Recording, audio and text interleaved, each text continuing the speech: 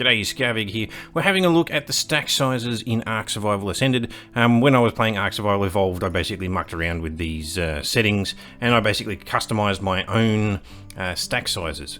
And so if we just open up this file, we'll go through the directory first up, I guess. The directory has slightly changed. So when you go into your Steam folders, basically you're looking for the Ark Survival Ascended, shooter game, saved, config, and then Windows. And it actually stops there. It used to be Windows no editor.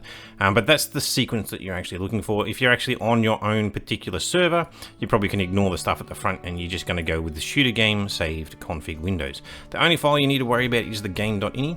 The rest of it is not really that pertinent, and you're looking for basically copy anywhere in this file under the first heading, which should be the shooter game mode, and you'll be putting in the config override item max quantity. And then there's a whole bunch of stuff that you need to actually put in here around basically what is the actual item that you're actually going to be changing, the quantity, so what's the actual total quantity you want it to be. And then there is a multiplier that you can actually use, which will do like an overall multiplier rather than just individual multipliers. But the problem is it will multiply absolutely everything in the game, including things that you don't want multiplied. I should probably dig out what that multiplier is, and I will share it on the screen when I'm actually editing this in so that you can actually see it. And I will also put all of this down into the pinned comment of this video. I actually previously did this video and I got to ask about, and I was more interested in showing off my favorite ini stuff, and all of this stuff was at the back end of the video, so now I'm putting it at the front. The other thing that I did want to show off, and I don't know if it's copied across into this one. Oh, it has. Nice. One of my favorite ini changes that I did, and I'll basically do a demo of what this stuff actually does to the game afterwards. So if you're only interested in finding what the configs are, here they are, and they'll be down in the pinned comment. You can just grab them and off you go. Otherwise, just hang around at the end and you can actually see what the effect is like in game. The other one, which was one of my favorite ones, is basically instead of using the taming multiplier in the game, when you use the taming multiplier, it just makes the taming bar go faster than everything else, and as a result, you'll always beat the torpor, so you never need to use narcotics to keep a creature down, and it goes so fast that the taming effectiveness becomes irrelevant. And so if you're feeding them a crap food, the taming effectiveness is meant to drop, and that way the kibble becomes relevant if it's done the other way around. You need to use the kibble so that you get more levels, or the bonus levels, from actually doing a taming with a high effectiveness. And I got a way to do the taming speed, which actually goes around that whole situation. And it's to do with the wild creature food drain and the wild creature's torpor drain. And so we've got these two settings here, wild dino character food drain and the wild dino torpor drain. And so you make the creatures eat faster. And so as a result, because you're using a crap food, because they're eating faster, they will have a taming bar that grows quicker. But because there's no bonus to the taming effectiveness on the basic foods will drop, and as a result, you will actually need to use better foods to be able to get a better result. And so all of a sudden, kibble becomes relevant, and you're getting a faster taming speed. And the other side of that is the torpor isn't dropping fast enough, right? So as a result, you're not having to use narcotics to keep the creature down. There's no sense of urgency and all that sort of stuff. So you've got the wild torpor drain multiplier, so you make the torpor drain faster. And the one that sort of goes a little bit weird with this one is the passive tame interval multiplier.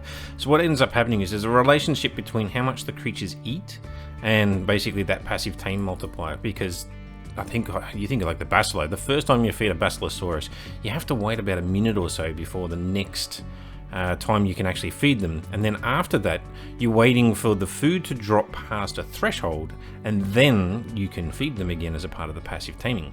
And so by using this for creatures which don't have that food mechanic, and I'm trying to remember which actually creatures it was, it might have been things like the Archaeopteryx, although they eat chitin, but there's a couple which do some weird stuff with the passive tame interval, and you can reduce that one for the passive tame, because that way it just won't start, because if they've got this massive food drain and you're trying to feed them faster, this reduces the interval so that you can feed those passive tames a lot quicker. And so with this, you end up having this nice fast taming method, which still means that narcotics is relevant and kibble is still relevant in the game. So you can plug this into your server, or you can plug it into your single player and go from there. And we'll go on now, and I'm going to basically jump into the game and we'll have a look at what the effects of these changes are and why I like them so much. Alright, we're in game. So the first thing I'm doing right now is I'm just collecting a whole bunch of stuff. Although I probably don't need to collect the berries. It doesn't really matter too much. Yeah, still 1440. Just checking my resolution. It seems to be running pretty good at the moment. The old 2K. I can sometimes switch up the 4K. It goes alright. It's a little bit laggier, but 2K seems to be running pretty good. But I'm going to show that the stack size works. Now this is an ini config. This isn't a mod. Right? So I take all of these berries and I can chuck them all back on the dinosaur. You can see things like the Tinto berries and the Azul berries. They're actually stacked.